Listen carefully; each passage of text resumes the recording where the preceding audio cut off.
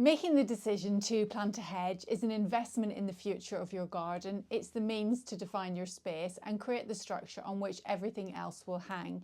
This is an exciting topic and there's so much choice, so let's explore together which is the right hedge for you.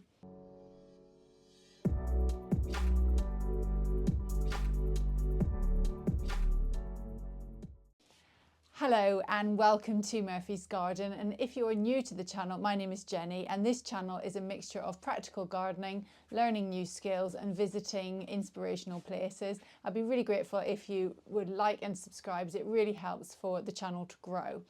Now in this video we will be exploring the different plant options for hedging. Hedges are a great way to screen a garden, to give privacy around a boundary, perhaps from a busy road. They will help to create an immersive space away from the hustle and bustle of life, a garden in which to retreat into. But hedges can also be used internally within the garden to create different zones, each with a unique feeling, helping to achieve that wonderful feeling of intrigue that we've talked so much about in previous videos. If you're struggling to know where to begin in designing or redesigning your garden as an amateur, then check out the series of 5 videos that we've done on how to lay out a garden. I'll put a link in the description to all of the videos that I refer to in this video. Now, hedges can be used very effectively to conceal the entirety of the garden. Have a look at the video I did all about Woollerton Old Hall, a garden which is a masterclass on how to do this well, epitomising drama and discovery at every turn.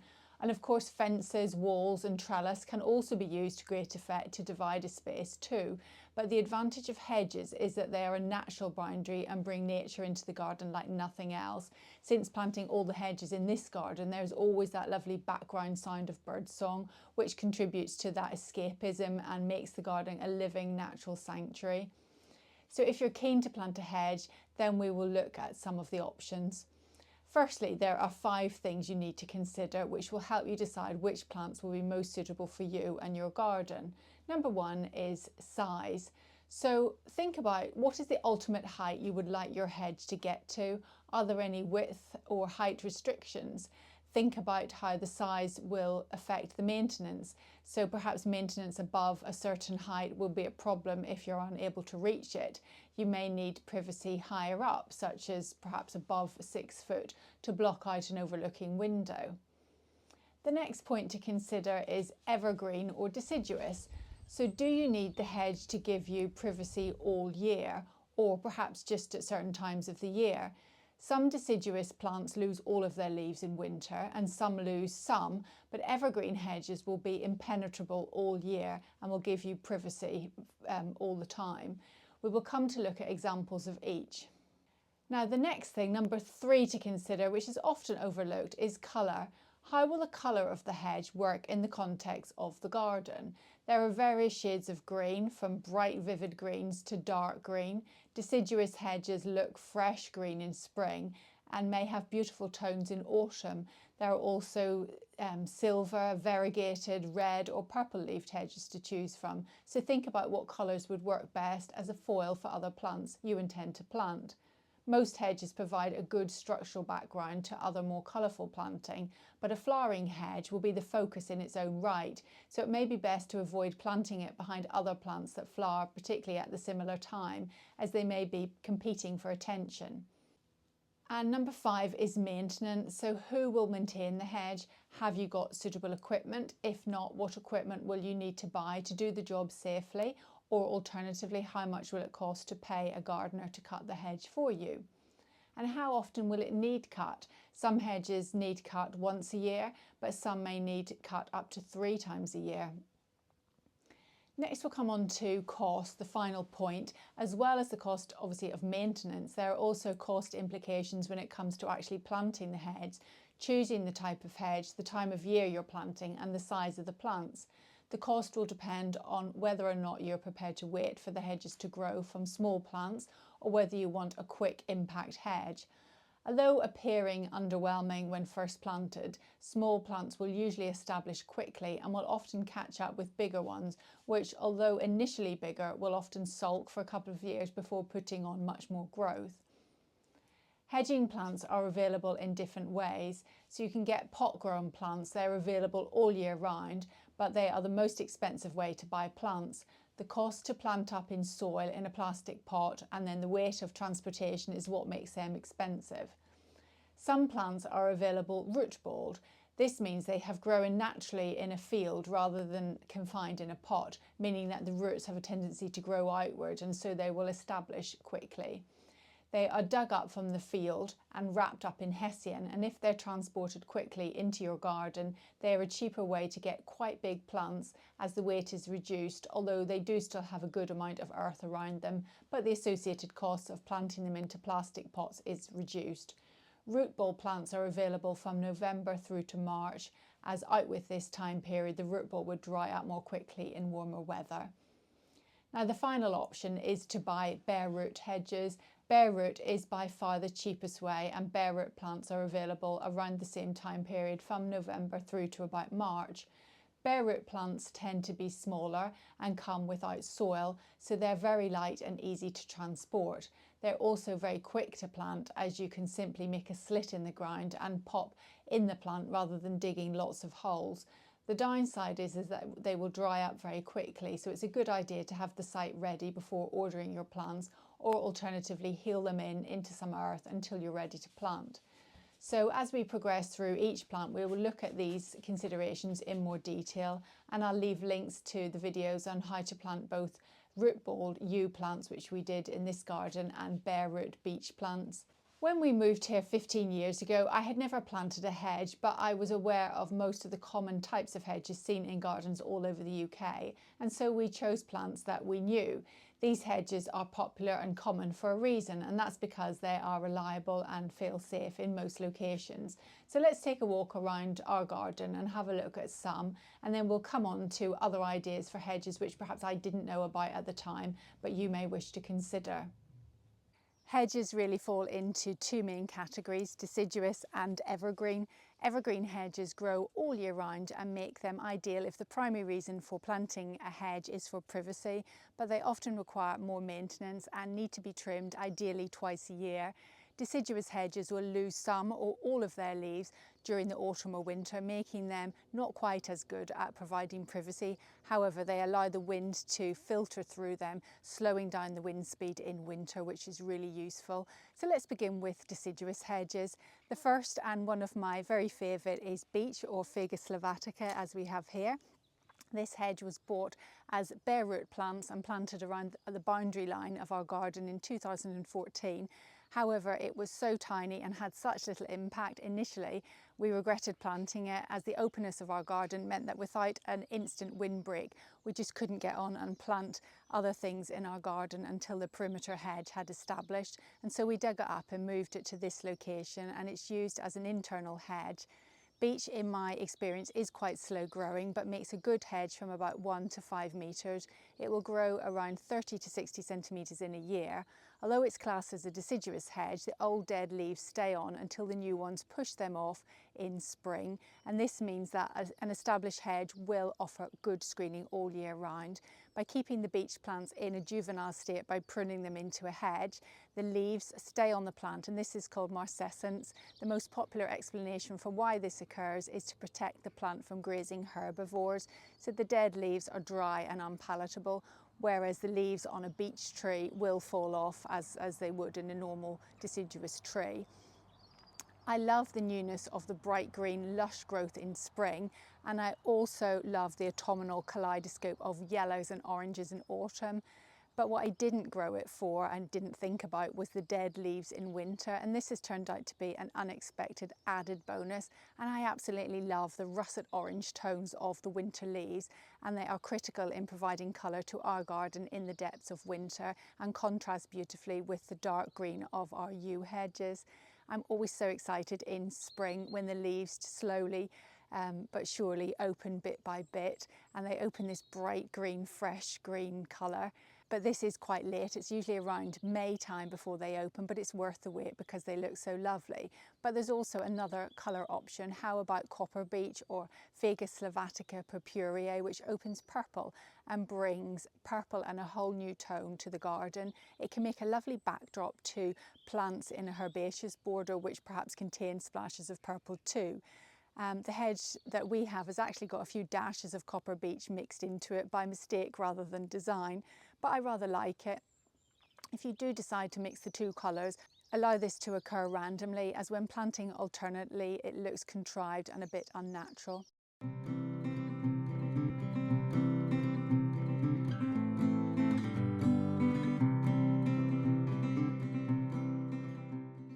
The next hedge we come on to is Hornbeam, and here we have it growing as a pleached hedge or hedge on stilts. And we'll come on to pleaching in a bit, but first let's talk about Hornbeam. So you'll be forgiven for thinking that it looks very similar to beech. They are very similar, but if comparing the leaves, then you will see that although both have oval pointed tips, the leaves of Hornbeam are smaller and more deeply furrowed and have finely toothed edges, whereas beech has wavy edges and it has more of a glossy leaf. Like beech, Hornbeam will hold on to its leaves when growing as a hedge, but in a cold winter, beech will hold on to more than Hornbeam. At the moment it's February, and you can see that these Hornbeam trees have mostly discarded their leaves, but this may be because they are taller than an average hedge, and so this may be because of the reasons previously stated, and these have been allowed to mature into trees rather than being kept in their juvenile form as hedges. So I'd be interested to know, if you've got a Hornbeam standard hedge, has it still got its leaves now in February, or has it lost them as these pleached ones have done? The winter leaves of beech hedges are bright copper and nicer than the more dull dark grey brown ones of Hornbeam. Both beech and Hornbeam can grow in part shade or full sun, but beech doesn't like damp soil and is more drought tolerant, whereas Hornbeam will perform better on moist soils. So choose Hornbeam if you're on clay soil, and perhaps add a little bit of grit for drainage, as it won't like waterlogged soils. Out of the two, Hornbeam will cope better in a windy location, and so is ideal here where we get the westerly forces of the wind coming in from this direction. It does get blowing around a lot. Hornbeam grows quicker than beech and may need cutting twice a year to keep it in shape, whereas beech can just be cut once a year. Although beech is used for pleaching, it can be used for pleaching, Hornbeam is more commonly seen. I don't think I've actually ever seen pleached beech trees for sale in the nursery that we go to, and that is probably because it's a much slower process.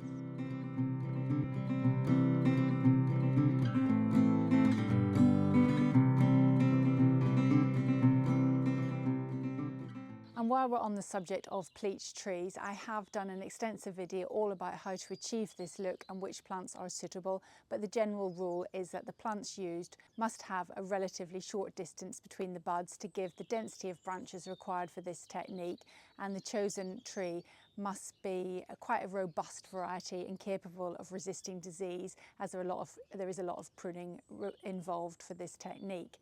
Other options for pleaching into a hedge on stilts using evergreen trees are Magnolia grandiflora or evergreen magnolia, Quercus ilex or home oak, Photinia or red robin, or Eleagnus exembingia or thorny olive. Some of these also make great traditional hedges, so we'll have a look at some of these in this video, but for magnolia and home oak, I've classified these as trees, so check out the video I did on best evergreen trees if you want more information on them. So next we come on to hedges with thorns, and hedges with thorns are usually some of the hedges most favoured by birds, and here in our garden we have a hawthorn and a mixed hedge containing some dogwood and some blackthorn. It's always full of birds, and from experience I walk past a holly hedge every morning with Murphy and it's teeming with little sparrows, and the thorns seem to us an unlikely place to set up home, but they afford the greatest protection from attack, and I suppose the same could be said for us. So picking hedges with prickles is sure to deter invaders onto your land. However, the downside is that they're very painful to maintain manually. I loathe the job of picking up the bits of the hawthorn hedge after it's been cut. Hawthorn hedging, or Crataegus monogaea, is in abundance here in Shropshire, surrounding all the farmers' fields, and this, along with blackthorn and dog rose, make good deciduous native hedges and are perhaps suited to a wilder, more natural look. Hawthorn is deciduous, and in spring the hedges come to life with clusters of fragrant white flowers which provide food for pollinators. As autumn approaches, the dark green lobed leaves give way to bright red cherries called haws, attracting birds, and even in winter the hawthorn has these dense thorny branches which offer protection and nesting spots.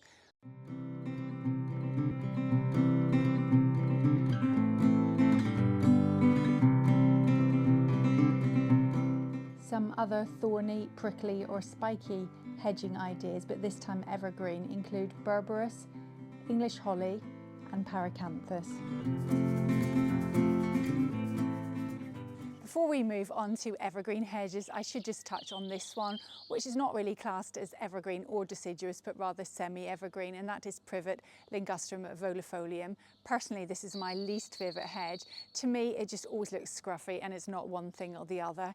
This one, admittedly, is a very old hedge, so perhaps it's reaching the end of its natural life, as they usually live around 30 to 40 years, and so you may have a younger one which looks a lot nicer than this one. There's also a golden variety which is brighter and perhaps a little bit prettier than this one.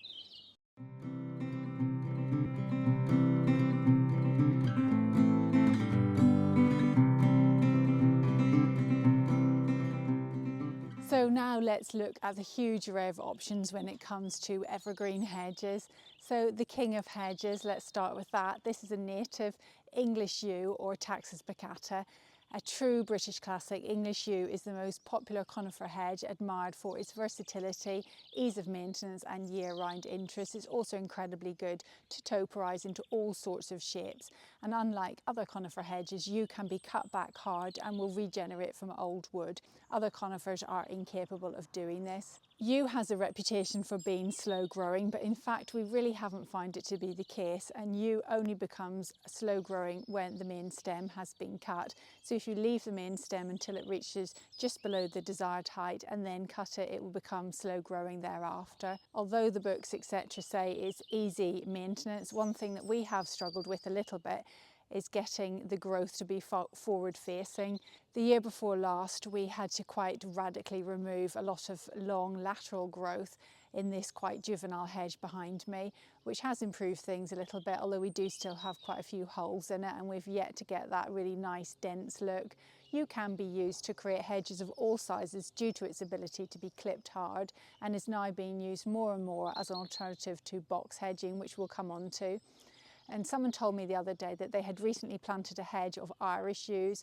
I have done a video all about yew, going into this in much more detail, but just to quickly explain, Irish yew has the Latin name Taxus baccata fastigiata. The fastigiate means that it's important because it means that it has an upward growth habit rather than outwards, making it great for columnar trees, punctuating in areas we've done in our garden, but it really isn't the best choice for a hedge as it will struggle to knit together well. And the same is true for other hedges such as Hornbeam, Carpinus betulus fastigiate, also with that fastigiate word meaning it grows upright. So just bear this in mind when you go to buy plants. If you're at a good nursery, they should be able to advise you. It's also necessary to say that the leaves, bark and seed inside the fruit of the yew is poisonous to humans and animals, so bear this in mind when planting if you have small children and animals.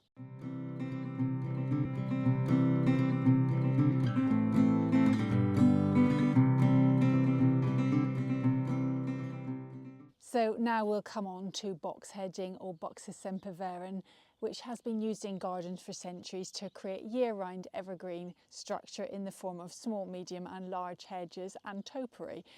It's now very sad as it's now under threat from box blight and box tree caterpillar. I've done a detailed video all about this subject and how to protect box plants in your garden from box blight and what to do if the box tree caterpillar attacks. Blight is a fungal disease which causes the leaves to turn brown and fall off, leading to ugly bare patches, but the product Top Boxus really does work at preventing it happening in the first place. And here in our garden you can see a direct comparison between an area of box treated and an area that wasn't treated, and the results simply speak for themselves.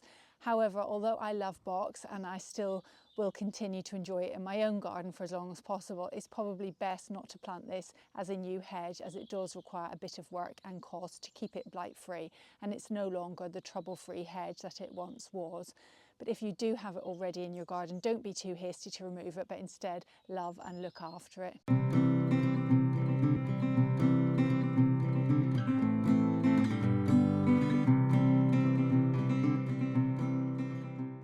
So if you're looking for a smallish hedge and you need a box alternative, there have been much research done into this subject to find a suitable replacement. One such trial was done at RHS Garden Wisley, and I'll leave a link to this in the description to their findings. So let's now have a look at some of the alternatives to box that give a similar effect.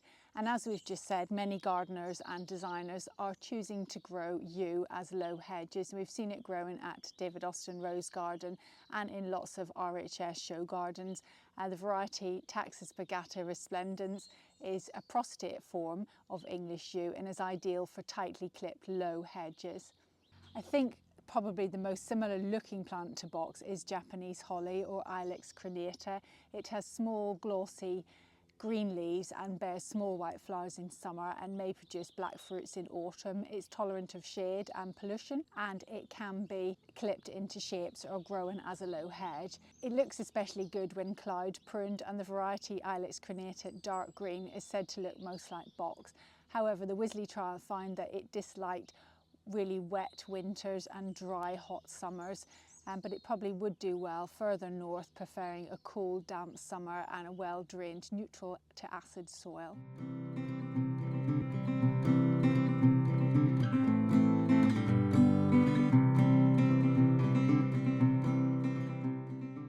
And I'm now with another alternative to box. This is Sarcococca. This one is Confusa. I've got two clumps of it here. It's meant to be three, but one of them died, so it does take well from cuttings. This is a little cutting that I did, and it's catching up, or will catch up with the others, and it's got these kind of pointy leaves. And the advantage of this, it grows well in a shaded spot. It's got these pointy leaves, and it's also got these tiny little flowers on it, and at this time of year it smells beautiful and it spreads throughout the garden. It's really useful for pollinators in the depths of winter. And here I've brought another variety. This is Sarcococca hookeriana, which has got these again pointy leaves, green strappy leaves, but it's got a little pink flower on it, and both smell absolutely lovely. So this would make a good alternative to box, particularly in a shaded spot, and it clips well too. Haven't clipped it here, but it does clip well.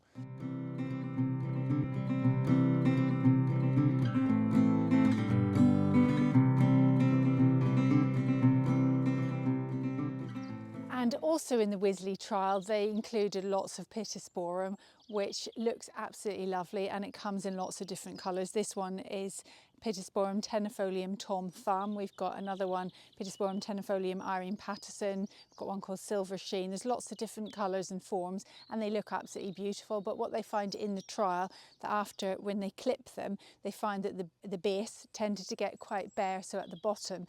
So it's probably best, if you are going to use it for a hedge, to, rather than try and keep it low, but to keep it at this sort of height. A largish, medium to, medium sort of size hedge might work quite well. It's also, the other problem with it, it's not always that hardy, so it's in a very cold winter it is possible to lose them, and I think that happened at Wisley on their trial.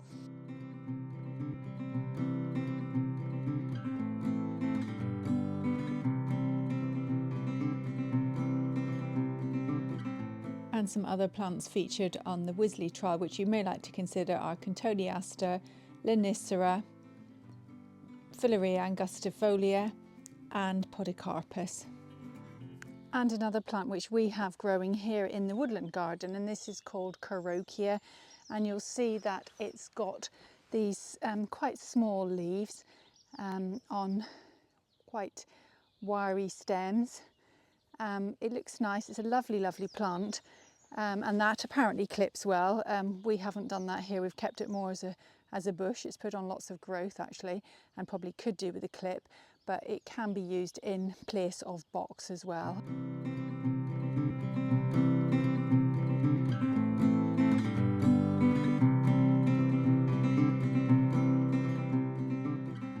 And this is Leylandii, or Leyland cypress. It gets a little bit of a bad rap simply because if left unchecked, it will quickly get out of control. And can reach heights in excess of 30 metres. So if you plant one, you are committing to cutting it at least twice a year. And we've used it here around the perimeter of our garden. There's a drive running the other side of this, and we were open and had no privacy in our garden whatsoever. The other issue we had was that we get the northwesterly winds coming into our garden, battering it from this direction, meaning that we just couldn't grow anything much until we had some sort of protection, and it was for this reason that we removed the beech and replaced it with Leyland cypress. It's relatively cheap to buy. You can get quite tall plants cheaply, and we bought them as pot grown plants, and they provided instant screening, although it did take a few years for them to fill out and give the impenetrable barrier that we now have here today.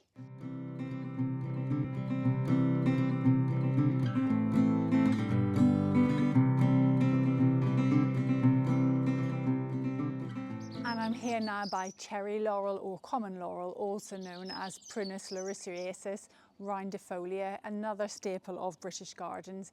It has these much bigger and, as the name suggests, more rounded leaves, which are bright green and shiny and reflect and bounce the light and are good at illuminating a darker spot. We planted this on our drive to do just that and to add a bit of greenery to what was just a lot of grey concrete. In order to do this, we had to drill through the concrete and fill it with soil. Although laurel is usually fast growing, they have taken an eternity to establish here. I since find out that they do like a deep root run, which they probably haven't got here. So I think that although they are for the most part getting going now, we have probably sort of bonsaied them a little bit. I think due to the size of the leaves, they make a good large hedge, and when it comes to cutting them, a hedge cutter will slice the leaves in two, which doesn't look so nice. So if it bothers you, you can just go through them by hand, just tidying it up afterwards. A little variation on a theme is Laurel Etna, which looks similar to cherry laurel with large mid-green foliage, but the foliage has bronze orange highlights to the new young leaves, giving a lovely and interesting splash of colour.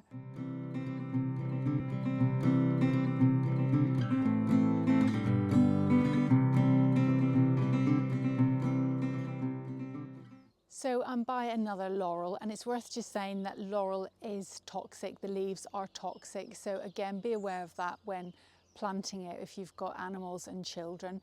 And this is Portuguese laurel, or Prunus lusitanica angustifolia, and here we have it growing as trees, but it makes a really great hedge. The leaves look very different to cherry laurel.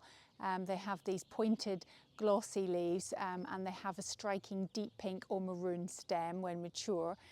This is really easy to grow, and it's easy to cut into shape. I'll just cut ours back last weekend, a little bit earlier than we would usually do it. It also has showy white flowers in late spring and goes on to produce dark fruits in autumn. Someone did ask me, you know, is it safe to have this with a dog due to its toxicity? And looking into it further, it is just the leaves that are toxic, not the fruit. So because it's evergreen, it doesn't drop its leaves. So as long as you clear up the leaves when you prune it, it shouldn't be too much of a problem. The fruit which may fall, as I say, isn't toxic. So on the great scheme of things, I think it's quite low risk. Murphy has certainly never been a problem with Murphy, who doesn't incidentally eat anything green, so it's never been a problem.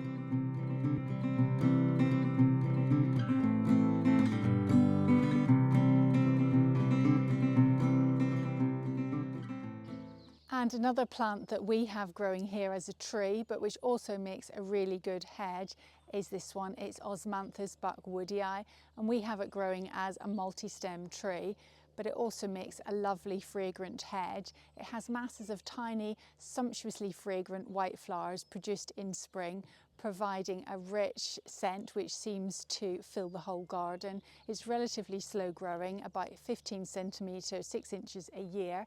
And if left, it can reach about 4 metres, but when clipped, it will make a good hedge of about 1 to 2 metres in height. And so it makes a good, slow growing, easy maintenance small hedge, and is also another really great alternative to box.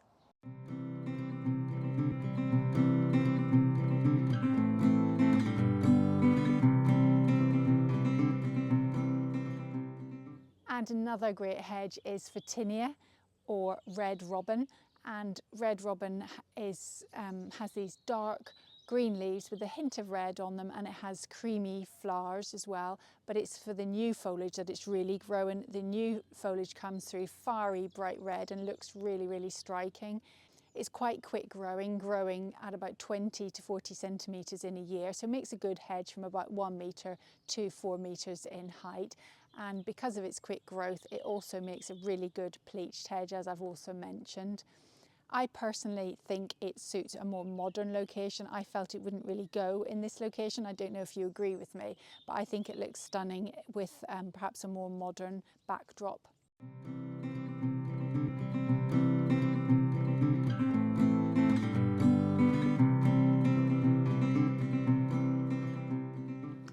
Now, if you want another colour a little bit different, you want something perhaps silver-leaved, then consider Oleaster or silverberry, also known as Elaeagnus xmbingii. Elaeagnus is a tough evergreen plant, and it's great for difficult locations like a coastal site. It can tolerate a windy site and dry soils, but it doesn't like icy, cold or very wet. Elaeagnus xmbingii has glossy grey-green leaves, and late in the year it produces fragrant bell-shaped small white flowers which sit in small clusters around the leaves and are barely visible, but they give off a divine smell.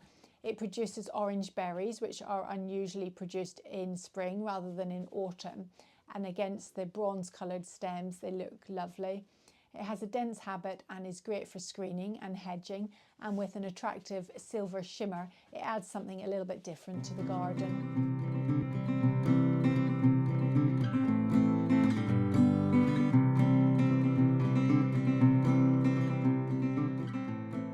Some other flowering hedge ideas. Lavender makes a really great low hedge, particularly along a pathway, as it smells great.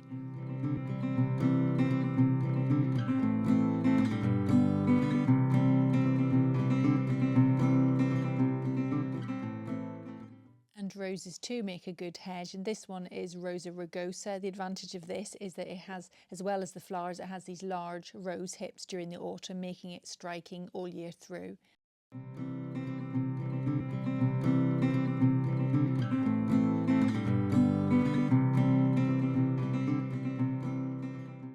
Star jasmine growing against a trellis or screen gives the impression of a stunning flowering hedge, but takes up very little space while still providing nectar and pollen for nature and a beautiful smell into the bargain.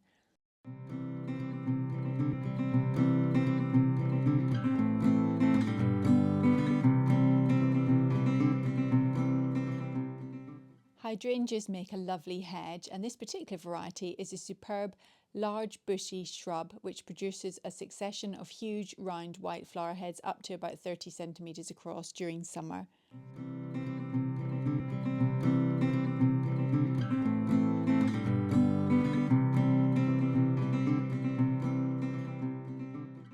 So we've reached the end of the video. We haven't covered every hedge by any means, but we've covered a good selection, some really, really lovely ones. So think carefully about what you want to plant, because this is going to be the structure that holds your garden together for all year or the whole year through. If you are planting bare root or indeed root ball, then you need to get a move on to plant this year.